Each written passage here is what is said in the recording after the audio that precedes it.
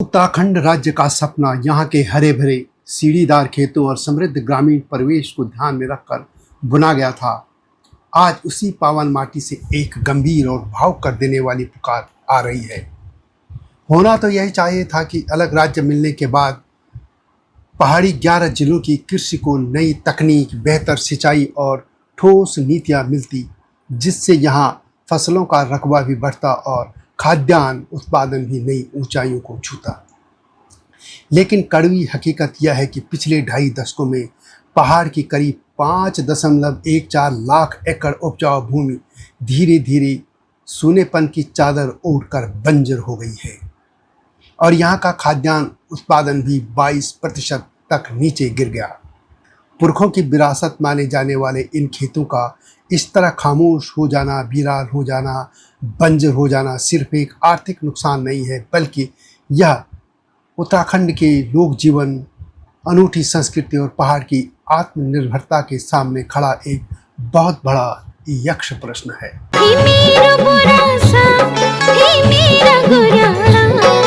हम पहाड़ ओला, चल पहाड़ जोला, हम पहाड़ ओला, चल पहाड़ जोला, हम पहाड़ ओला, चल पहाड़ जोला।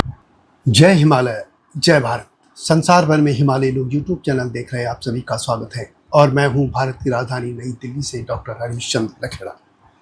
एक समय था जब उत्तराखंड के सीढ़ीदार खेत सिर्फ मिट्टी के टुकड़े नहीं बल्कि पहाड़ की पूरी अर्थव्यवस्था की रीढ़ थे। वह दौर था जब लोग इसी पारंपरिक खेती के दम पर न सिर्फ अपने बड़े बड़े परिवारों को सम्मान से पालते थे, बल्कि तब की व्यवस्थाओं और सरकारों को बाकायदा टैक्स यानी लगान भी चुकाते थे। धान, गेहूं और पौष्टिक मोटे अनाजों से भरे एक खेत समृद्धि की गवाही देते थे। लेकिन आज हालात क्या हैं? उत्तराखंड राज्य 9 नवंबर 2000 को बना। राज्य के बनने के इस 26वें साल में सच्चाई यह है कि पहाड़ की ये जीवनदायिनी खेती दम तोड़ चुकी है। जिस पहाड़ को अपनी खेती पर नाज था, वह आज अनाज के एक एक दाने के लिए बाहरी मैदानों का मोहताज होता जा रहा है।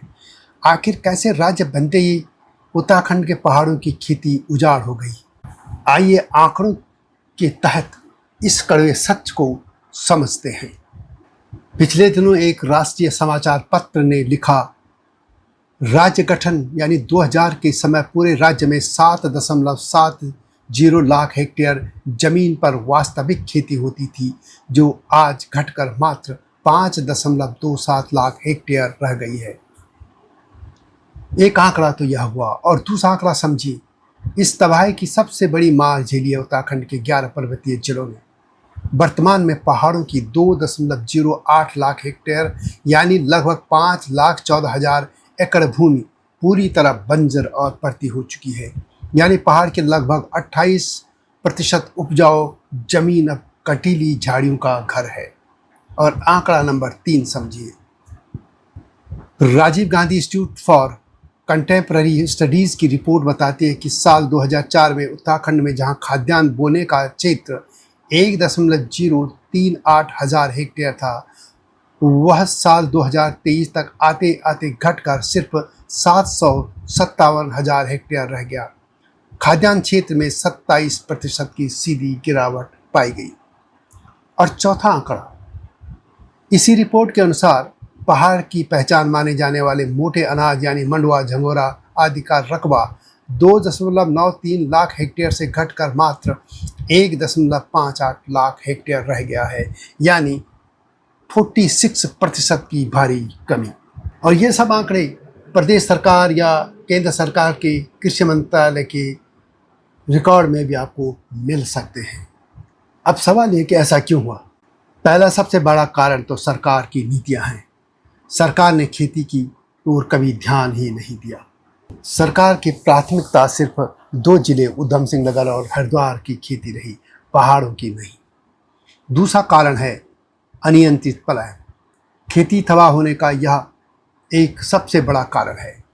पलायन रोजगार, स्वास्थ्य और शिक्षा के अभाव में पहाड़ों से लोगों ने मैदानों का रुख किया।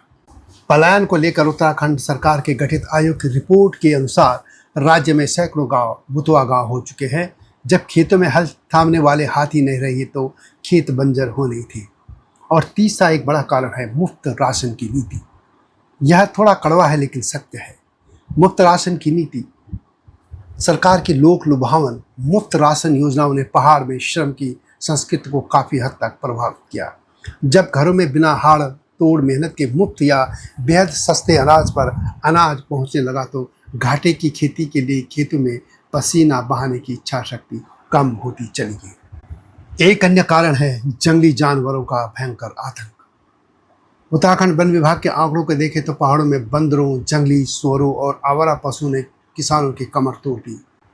पलायन की मार झेल रहे गांवों में जब बाघ और तेंदुओं ने आतंक जमाया तो लोगों ने भी खेती की तरफ रुख करना छोड़ दिया। एक कारण है सरकार की व्यवस्थाओं की नाकामी।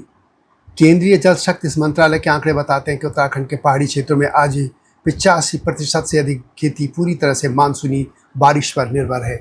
इन 26 सालों में पहाड़ों के ऊंचाई वाले खेतों तक पानी पहुंचाने का ठोस इंतजाम नहीं हो पाया। मौसम बदला, बारिश कम हुई तो खेत भी सूख गए। और एक और कारण है बदलती मानसिकता। लोग अब खेती करना नहीं चाहते। आज की नई पीढ़ी जब पारंपरिक खेती से पूरी तरह दूर हो चुकी है, युवाओं में अब धूप और मिट्टी में मेहनत करने की इच्छा शक्ति नहीं दिखती। कम आमदनी और सामाजिक प्रतिष्ठा की कमी के कारण आज लोग खेती करने की बजाय शहरों में छोटी मोटी नौकरियां करना बेहतर समझते हैं। अंत में एक बार फिर दोहरा दूं, उत्तराखंड राज्य बनने के बाद से 11 पहाड़ी जिलों में लगभग 2.08 लाख हेक्टेयर यानी 5.14 लाख एकड़ कृषि भूमि बंजर हो चुकी है, जो कुल कृषि योग्य भूमि का लगभग 28.30% है। और पहाड़ी जिलों में खाद्यान्न का वार्षिक उत्पादन भी 7.20 लाख मीट्रिक टन से घटकर 5.60 लाख मीट्रिक टन रह गया है। यानी अब सालाना 1.60 लाख मीट्रिक टन, जो कि 22% कम है, यह कम अनाज पैदा हो रहा है। और मैं बात कर रहा हूँ इन 26 सालों में, यानी राज्य बनने के इन 26 वर्षों में। मैंने जो आंकड़े बताए ये सिर्फ अखबारों के या मंत्रालयों के या संस्थानों के आंकड़े नहीं हैं, न केवल संख्या नहीं।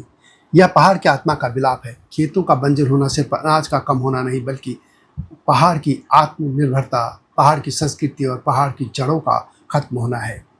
यद्यपि सरकार अब स्टेट मिलेट पॉलिसी और बागवानी के जरिए कुछ कोशिश जरूर कर रही है, लेकिन जब तक पलायन, जंगली जानवरों के आतंक और सिंचाई जैसे बुनियादी संकटों का जमीनी समाधान नहीं होगा, तब तक पहाड़ की इस दम तोड़ती खेती को बचाना संभव नहीं होगा।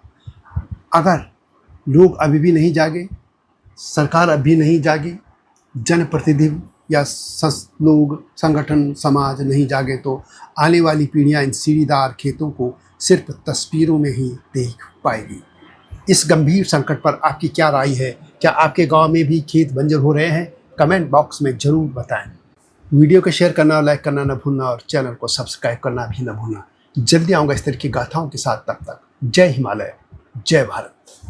हिमालय पे पेड़ हो तो गीत गाएंगी नदियाँ, गीत गाएंगी नदियाँ। पेड़ों पे चिड़िया है तो गीत गाएंगी नदियाँ, पेड़ों पे चिड़िया है तो गीत गाएंगी नदियाँ। माँ की लोरी जैसे होते हैं नदियों के गीत।